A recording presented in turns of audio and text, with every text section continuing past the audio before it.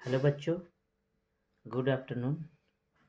मैं आज आप लोग के बीच में फिजिक्स का पहला चैप्टर प्रकाश का परावर्तन का रिवाइज कराने जा रहा हूं। क्लास 10 का जो आगामी परीक्षा बोर्ड परीक्षा में पूछे जाते हैं अक्सर क्वेश्चन, और अक्सर क्वेश्चन पूछे जाएंगे जिसके बारे में मैं रिवाइज केवल करा देता हूं, उसको आप लोग देख के समझ जाइएगा।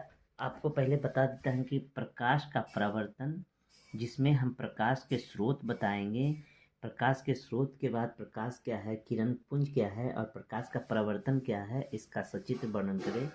इसमें एक क्वेश्चन दोस्त बच्चों, प्रकाश का परावर्तन हमेशा पूछा जाता है कि इसके कितने नियम हैं और इसके बारे में सचित्र वर्णन करें, उसके बारे में मैं समझाऊंगा।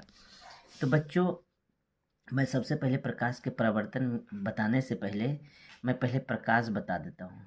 प्रकाश जो सीधी रेखा में गमन करती है, जिसकी जानकारी आपको पहले से भी हो गई है। प्रकाश, पहला क्वेश्चन, प्रकाश क्या है? तो प्रकाश वह कारक है जिसकी सहायता से हम वस्तुओं को देखते हैं या देखने की कोशिश करते हैं। यानी प्रकाश एक माध्यम है जिसके द्वारा हम किसी वस्तु को देखते हैं। अब किसी वस्तु को देखने के लिए हमको प्रकाश चाहिए। जब हम अंधेरे कमरे में, प्रकाश जहाँ नहीं होता है, तो हम किसी वस्तु को देख नहीं पाते हैं। तो प्रकाश हमारे पास कैसे पहुँचती है?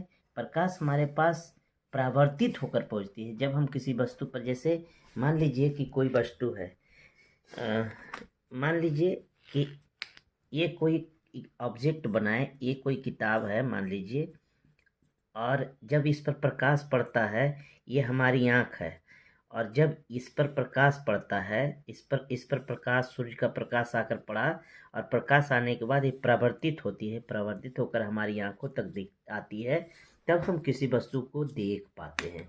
इस घटना को, इसी से हम किसी वस्तु को देख पाते हैं। अब एक और चीज़ समझ लीजिएगा, प्रकाश और उसके स्रोत। क्योंकि प्रकाश, वस्तुओं को देखने के लिए हमको उसका स्रोत होना जरूरी है। तो जहाँ से प्रकाश निकलता है, वो प्रकाश का स्रोत कहलाता है। अब प्रकाश के जितने भी स्रोत हैं वो बहुत सारे प्रकार के हैं, वो ऊर्जा के प्रकाश में बदलता जाता है। प्रकाश एक प्रकार की ऊर्जा है। वस्तुएं भी दो तरह की होती है, दीप्त वस्तुएं और अदीप्त वस्तुएं। दीप्त वस्तुएं, अदीप्त वस्तु यानी प्रदीप्त वस्तुएं उसको कहा जाता है, जिससे प्रकाश खुद उत्सर्जित होता है। जैसे सूर्य, बिजली का बल्ब, मोमबत्ती, ये सारे प्रदीप्त वस्तुएं हैं। और प्रदीप्त वस्तुओं को दीप्तिमान वस्तुएं या लिमिनेस ऑब्जेक्ट कहा जाता है। जबकि जिससे प्रकाश नहीं उत्सर्जित होता है, अप्रदीप्त वस्तुएं कहलाती है, जैसे पत्थर, पुस्तक, पौधे, टेबल, कुर्सी, ये सारे। अब एक चीज और समझ लीजिए, प्रकाश सूक्ष्म कणों से आता है। वे कण उन पर पड़ने वाले प्रकाश की ऊर्जा को अवशोषित करता है, फिर उसको चारों ओर विकिरित करता है। इस प्रक्रिया को कहते हैं प्रकाश का प्रकीर्णन। अब प्रकाश की किरण समझ लीजिए।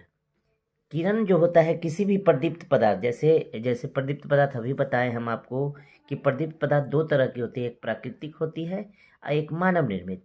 तो प्राकृतिक जो होती है प्रदीप्त वस्तुएं, तो प्राकृतिक जो भगवान के द्वारा बनाया गया, जैसे सूर्य, चंद्रमा, तारे, ये सारे प्रदीप्त वस्तुएं जो प्राकृतिक निर्मित है। जबकि कुछ मानव निर्मित भी प्रदीप्त वस्तुएं हैं, जैसे मोमबत्ती, बिजली का बल्ब, लालटेन और बहुत सारे। तो प्रकाश हम आपको बताएं कि सरल रेखा में गमन करती है, और चित्र के द्वारा दिखाया गया है कि प्रकाश हमेशा सरल रेखा में गमन करती है। तब प्रकाश एक किरण के माध्यम से चलती है, जो बहुत सारे बिंबों में, बहुत सारे किरणों में होता है, जिसको कहते हैं किरण। और किरण जो होता है, ये हो गया प्रकाश सीधी रेखा में चली, और प्रकाश का एक किरण हो गया, ये बहुत सारे बिंबों में चलता है ये प्रकाश, और किरणें के समूह को बोलते हैं किरण पुंज। क्वेश्चन आ गया, किरण पुंज किसे कहते हैं? तब प्रकाश के किरणों के समूह को किरण पुंज कहते हैं। ये किरण पुंज जो होते हैं तीन प्रकार की होती है, अपसारी किरण पुंज, समांतर किरण पुंज और अभिसारी किरण पुंज। अपसारी किरण पुंज जो होता है बच्चों, ये इस प्रकार का किरण पुंज प्रकाश एक बिंदु स्रोत से निकल कर फैलती है। यानी कहने का मतलब हो गया कि इस तरह का प्रकाश जो होता है एक बिंदु से होकर, यानी इसको कहते हैं अपसारी। इसको कहते हैं अपसारी, यानी कि एक बिंदु, यहाँ एक बिंदु है, यहाँ से प्रकाश होकर क्या होती है, निकलती है। यहाँ से प्रकाश होकर निकलती है एक बिंदु से।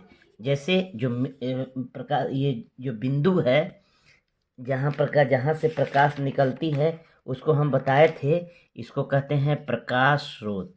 इसको क्या कहते हैं, प्रकाश स्रोत। और ये जो किरण एक बिंदु से जो प्रकाश निकली वो हो गई अपसारी किरण पुंज। इसको क्या कहेंगे, अपसारी किरण पुंज। अब समझिए, ये हो गया आपका बच्चों अपसारी किरण पुंज। अब दूसरा है समांतर। समांतर जैसा कि नाम से पता है कि ये क्या होता है, ये इस तरह से प्रकाश एक माध्यम से गई, उसी में दोनों के बीच की दूरी सेम हो, इस प्रकाश की किरण को क्या कहते हैं, समांतर प्रकाश किरण पुंज। इसको क्या बोलते हैं, समांतर किरण पुंज। अब तीसरा समझ लीजिए बच्चों, इसको हम मिटा रहे, ठीक है, इसको मिटाते हैं और आपको बताते हैं कि अभिसारी किरण पुंज। अपसारी में बताए थे एक बिंदु स्रोत से निकलती है, और अभिसारी में क्या होता है, प्रकाश बहुत सारे स्रोतों से निकलकर एक बिंदु पर आकर मिलती है। बहुत सारे, देखिए बहुत सारे स्रोत से निकल रही है और एक बिंदु पर आकर मिल रही है। इसको कहते हैं कौन सा, इसको कहते हैं अभिसारी किरण पुंज। इसको क्या कहते हैं, अभिसारी किरण पुंज।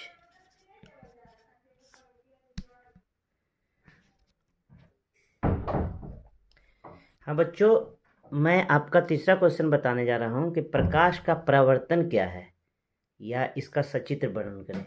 तो परावर्तन में हम सबसे पहले जानेंगे कि प्रकाश का परावर्तन के लिए दो नियम है। लेकिन इसके पहले हम जानेंगे कि परावर्तन का जो दो नियम है वो परावर्तित कैसे होता है। तो एक पहला आपका क्वेश्चन है कि ये आपतित किरण क्या है। आपतित किरण, जिस पर प्रकाश जहाँ से आकर पड़ती है, इस किरण को बोलते हैं आपतित किरण। जैसे ये प्रकाश यहाँ से आई और यहाँ से आकर इस एक बिंदु पर पड़ी, ये आपतित किरण है। परावर्तित किरण, आपतित किरण पड़ने के बाद जब प्रकाश दूसरे जगह लौट जाती है, लौटने की घटना को, लौटने की किरण को किसी माध्यम से चलकर जब लौट जाती है यानी विकिरित हो जाती है, तो इसको कहते हैं परावर्तित किरण। और ये आपतन बिंदु, जहाँ प्रकाश की किरण पड़ती है, इस बिंदु को कहते हैं आपतन बिंदु। और ये आपतित किरण हो गई, ये परावर्तित किरण हो गई। और इस दोनों के बीच एक बना कोण है जिसको कहते हैं आपतन कोण। क्योंकि आपतित किरण से बनता है आपतन कोण और परावर्तित किरण से बनता है परावर्तन कोण, क्योंकि एक समतल दर्पण है। तो क्वेश्चन बच्चों यही आता है कि प्रकाश का परावर्तन क्या है, इसका सचित्र वर्णन करें। इसको बढ़िया समझ लीजिएगा, ये हर बार पूछा जाता है, लगभग बार परीक्षा में पूछा गया है। इसको आप लोग देख लीजिएगा कि हाँ पूछा गया है कि नहीं। तो आपको बता देते हैं कि प्रकाश जब किसी वस्तु से टकराकर लौटने की घटना को ही प्रकाश का परावर्तन करते हैं। जब कहीं, देखिए आपको बताया कि आपतित किरण यानी किसी पर टकराती है, टकराकर लौटती है, तब हम किसी चीज़ को देखते हैं, और इसी लौटने की घटना को प्रकाश का परावर्तन कहते हैं। परावर्तन क्रम में एक और किरण है, इसको बोलते हैं अभिलंब। इसको क्या कहते हैं, अभिलंब। इसको बढ़िया से समझिएगा। प्रकाश के परावर्तन का मुख्यतः दो नियम है।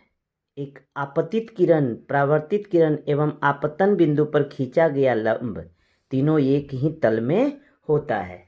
आपतित किरण, परावर्तित किरण एवं आपतन बिंदु पर खींचा गया लंब, तीनों एक ही तल में होता है। तो देखिए बच्चों, ये आपतित किरण, ये परावर्तित किरण और अभिलंब तीनों एक ही तल में है ना, तीनों एक ही तल में होता है। दूसरा, आपतन कोण परावर्तन कोण बराबर होते हैं, यानी ये जो कोण बना इस कोण के बराबर होगा। अगर ये कोण 60 डिग्री का बना, ये कोण अगर 60 डिग्री का है, तो ये भी कोण कितना डिग्री का होगा, 60 डिग्री का होगा। अब आपको एक और बताते हैं कि आपतित किरण, परावर्तित किरण और आपतन बिंदु। तो आपतित किरण, जो किरण आकर पड़ती है उसको आपतित किरण कहते हैं, जो लौटती है उसको परावर्तित किरण। और अभिलंब जो होता है, अभिलंब मतलब कि जो मूल बिंदु है यानी आपतन बिंदु है उससे सीधा लंब जो खींचा गया है वो आपतन बिंदु है। यानी इसको आपतन कोण को आई बोलते हैं, परावर्तन कोण को आर लिखते हैं। तो इसको ऐसा भी करते हैं साइन आई बराबर साइन आर। इस तरह से आपका प्रकाश का परावर्तन का नियम और अभिलंब तक मैंने बताया।